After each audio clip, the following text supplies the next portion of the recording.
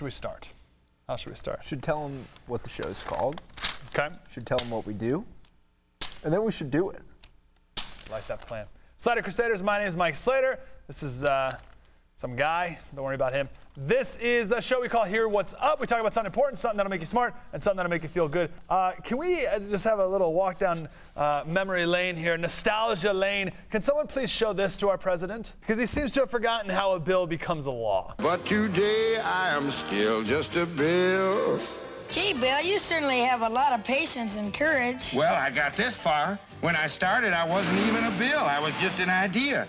Some folks back home decided they wanted a law passed, so they called their local congressman, and he said, "You're right, there ought to be a law." Then he sat down and wrote me out and introduced me to Congress, and I became a bill. Forget about even what his executive order was about. Like, forget the immigration part of it. The fact that he did this by executive order, that's worse than the content of the executive order, if that makes any sense, right? So executive orders, they're dangerous. And here he is now, he has those exact same temptations, to put it very, very lightly. This consolidation of power needs to stop. And look at how ridiculous this is about. It's so about politics as opposed to just what's right. New Republic magazine, a super liberal magazine, the day before the announcement, they wrote their opening paragraph justifying the president's announcement, right?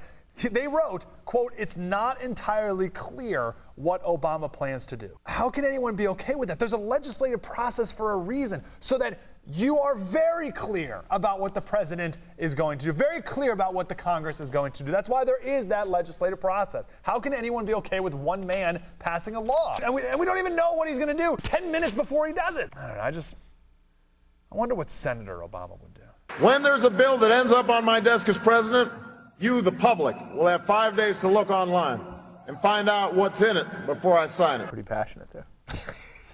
Fired up, man. It really sucks. fired up. All right, let's do our smart story about immigration as well. 0.6% of Mexico's population is foreign-born. 0.6%. In Chile, it's 1.4%. And in Argentina, it is 3.8% population foreign-born in those countries. In America, 13% of our population is foreign-born. That's about 40 million people, which is more than the population of Canada and Norway thrown in there as well. I share that because there's this national mythology that we are a nation of immigrants, and just the floodgates of immigrants have been wide open forever, and just a steady stream of immigrants coming into the country since the beginning of our country, and that immigrants maybe even make up a majority of our population. And that's just not true. That perception was intentionally created to make it more palatable for people to agree or go along with amnesty, right? I mean, think about it. If people think that the floodgates have always been open, then it's going to be easier to agree to open them. The truth is, in 1970, 4% of our population was foreign-born. 4%. That's it. Now it's 13%. Not that there's anything wrong with that. Not that there's anything wrong with it. Not that there's anything wrong with that. Not at all. But it is important to have the proper context. That's why we share that. Yale at Harvard tomorrow, 9 a.m. Oh, the game. When I was there, we were like 0-6. There's a whole process to how the law is made. There's a whole thing. It's so big you can't even see it, but it's back here. That's how you make a law. It's a whole thing, not just I'm the president, I'm going to make a law.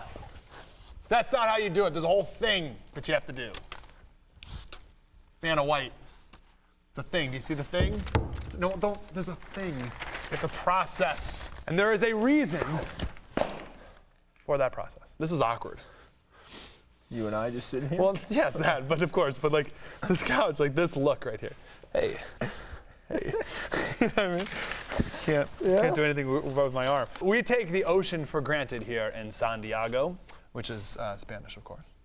Doesn't matter. But for a woman who spent her whole life on a farm in Tennessee, well, this woman's never been to the ocean before. Ruby Holt. She's a few weeks shy from her 101st birthday, never seen the ocean before, but her family was able to get together. When they found this out, they didn't even know that their mom has never been to the ocean before. So they all got together and were able to spend some time in the Gulf of Mexico and see the big blue Pacific and dip her toes in the water for the very first time. Very nice, Ruby. Not a lot of Rubies anymore.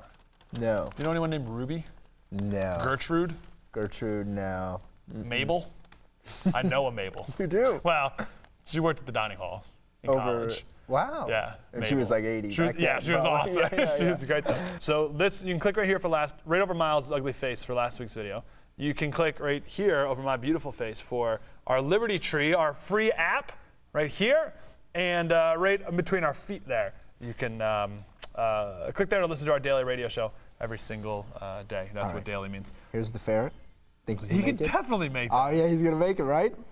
Oh, Get he's so ready. hesitant. He's thinking about it. Oh, that's a much better angle. Oh, he's a ferret. You know, stretching. Stretching. Come on, go on. Go. He's definitely got it. Oh!